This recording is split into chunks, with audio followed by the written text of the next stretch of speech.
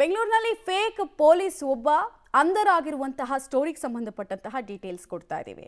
ಮೈ ಮೇಲೆ ಖಾಕಿ ಸಮವಸ್ತ್ರ, original ಪೊಲೀಸರಿಗೂ doubt ಬಂದ್ಬಿಡಬೇಕು, ಇವನು ಕೂಡ ಒರಿಜಿನಲ್ ಪೊಲೀಸ್ ಇರಬಹುದು ಅಂತ. ಹಂಗಿತ್ತು ಇವನು ಆಕ್ಟಿಂಗು ಅಂತ. ಇಂಥವ್ನು ಹೇಗೆ ಸಿಕ್ಕಾಕೊಂಡ ಅನ್ನೋದ್ರ ಡೀಟೇಲ್ಸ್ ನಾವು ಕೊಡ್ತೀವಿ.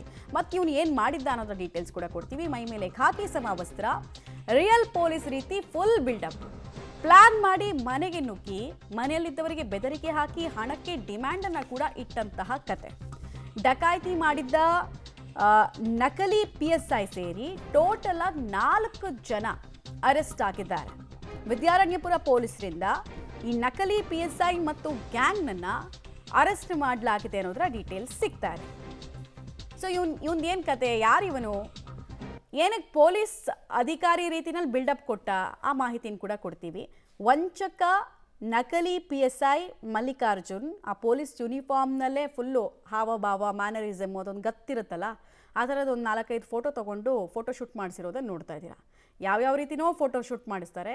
ಈ ನಕಲಿ ಪೊಲೀಸ್ ರೀತಿನಲ್ಲೂ ಕೂಡ ಇವನು ಫೋಟೋಶೂಟ್ ಮಾಡಿಸಿದ್ದ ಅನ್ನೋದು ಗೊತ್ತಾಗ್ತಾ ಇದೆ. ಅವನ ಹೆಸರು ಮಲ್ಲಿಕಾರ್ಜುನ್ ಅಂತ, ಮತ್ತು ಕೃತ್ಯಕ್ಕೆ ಬಳಸಿದ ಕಾರು ಇದೆ. ಇದರಲ್ಲೇ ಬಂದು ಡಕಾಯಿತಿ ಮಾಡೋದು.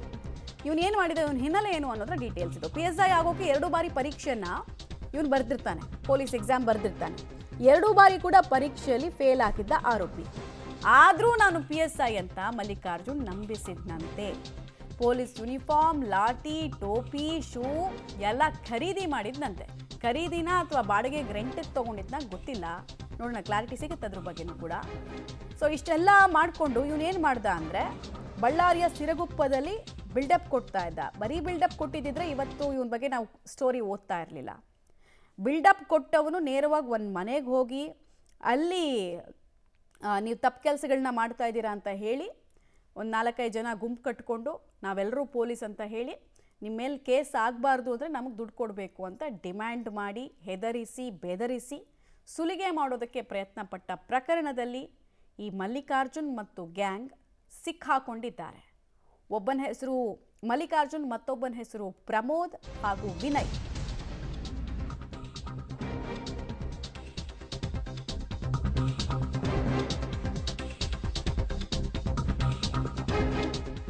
ಗಾಂಜಾ ಮಾರ್ತಾ ಇದೆಯಾ ಅಂತ ಮನೆಗೆ ನುಗ್ಗಿ ನಕಲಿ PSI ಗಲಾಟೆ ಮಾಡಿದ್ದಂತೆ. ವಿದ್ಯಾರಣ್ಯ ನಗರದ ನವೀನ್ ಮೇಲೆ ಲಾಠಿ ಮತ್ತು ರಾಡ್ನಿಂದ ಹಲ್ಲೆಯನ್ನ ಈ ನಕಲಿ ಅಧಿಕಾರಿಗಳು ಬಂದು ಮಾಡಿದ್ರು ಅನ್ನೋದು ತಿಳಿದು ಬರ್ತಾರೆ. ಅರೆಸ್ಟ್ ಮಾಡಬಾರ್ದಂದ್ರೆ ಹಣ ಕೊಟ್ಬಿಡ್ ನೀನು ಅಂತ ಬೆದರಿಕೆ ಹಾಕಿರೋದು, ಎಕ್ಸ್ಟಾರ್ಷನ್ ಮಾಡೋದಕ್ಕೆ ಪ್ರಯತ್ನ ಪಟ್ಟಿರೋದು. 1.5 ಲಕ್ಷದವರೆಗೂ ಹಣವನ್ನು ದೋಚಿ ಪರಾರಿಯಾದಂತಹ ಘಟನೆ ನಡೆದಿದೆ.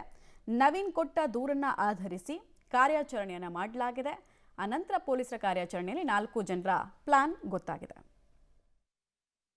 ವಿದ್ಯಾರಣ್ಯಪುರ ಪೊಲೀಸ್ ಠಾಣೆ ನರಸೀಪುರ ಲೇಔಟ್ನಲ್ಲಿ ವಾಸವಾಗಿರ್ತಕ್ಕಂತಹ ನವೀನ್ ಎಂಬುವರು ವಿದ್ಯಾರಣ್ಯಪುರ ಪೊಲೀಸ್ ಠಾಣೆಯಲ್ಲಿ ಒಂದು ರಾಬರಿ ಕೇಸನ್ನು ದಾಖಲು ಮಾಡಿರ್ತಾರೆ.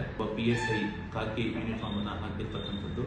ಇನ್ನಿಬ್ಬರು ನಾವು ಕ್ರೈಮ್ ಕಾನ್ಸ್ಟೇಬಲ್ ಅಂತ ಹೇಳ್ಕೊಂಡು ಬಂದು, ನೀನು ಇಲ್ಲಿಗಲ್ ಆ್ಯಕ್ಟಿವಿಟಿಯಲ್ಲಿ ತೊಡಗಿದೆಯಾ, ಗಾಂಜಾ ವ್ಯಾಪಾರದಲ್ಲಿ ತೊಡಗಿದೆಯಾ ಅಂತ ಹೇಳಿ ಆತನನ್ನು ಬೆದರಿಸಿ ಮನೆಯಲ್ಲಿ ಇದ್ದಂತಹ 55,000 ರೂಪಾಯಿ ನಗದು ಮತ್ತು 87,000 ರೂಪಾಯಿನ ಆನ್ಲೈನ್ ವರ್ಗಾವಣೆ ಮಾಡಿಸ್ಕೊಂಡು ಮನೆಯನ್ನೆಲ್ಲ ಸರ್ಚ್ ಮಾಡಿ ವಿಡಿಯೋ ಮಾಡಿ ಹೋಗಿರ್ತಕ್ಕಂಥದ್ದು. ಈ ಪ್ರಕರಣವನ್ನು ನಾವು ದಾಖಲಿಸಿ ಡೀಟೇಲ್ಸ್ ಕೊಡ್ತಾರೆ ನಾಗೇಶ್.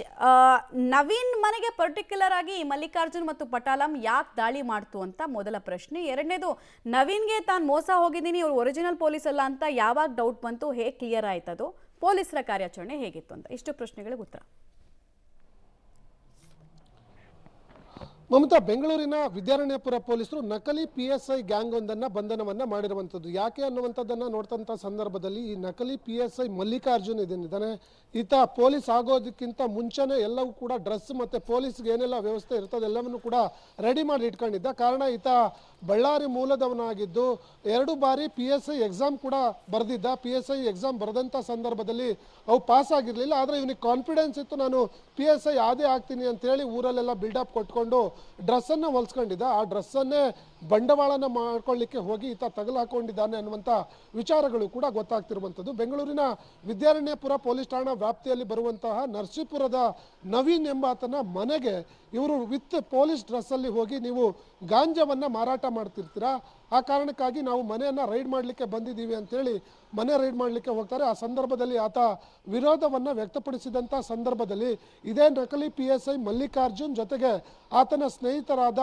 ಪ್ರಮೋದ್, ವಿನಯ್ ಮತ್ತು ಋತ್ವಿಕ್ ಏನಿದ್ದಾರೆ ಅವರು ಎಲ್ಲರೂ ಸೇರಿ ಆತನ ಮೇಲೆ ಹಲ್ಲೆ ಮಾಡಿದ್ರು ಅನ್ನುವಂಥ ಆರೋಪವನ್ನು ಮಾಡಿ ನವೀನ್ ಎಂಬುವರು ವಿದ್ಯಾರಣ್ಯಪುರ ಪೊಲೀಸ್ ಠಾಣಾ ವ್ಯಾಪ್ತಿಯಲ್ಲಿ ಬಂದಿದ್ದರು, ದೂರನ್ನು ಕೊಟ್ಟಿದ್ರು. ಆ ದೂರಿನ ಆಧಾರದ ಮೇಲೆ ಪ್ರಕರಣವನ್ನು ದಾಖಲಿಸಿಕೊಂಡಿರುವಂಥ ವಿದ್ಯಾರಣ್ಯಪುರ ಪೊಲೀಸರು ಈಗ ನಕಲಿ PSI ಮಲ್ಲಿಕಾರ್ಜುನ್ ಸೇರಿ 4 ಜನರನ್ನು ಬಂಧನವನ್ನು ಮಾಡಿ ತನಿಖೆಯನ್ನು ಮಾಡಿರುವಂಥದ್ದು.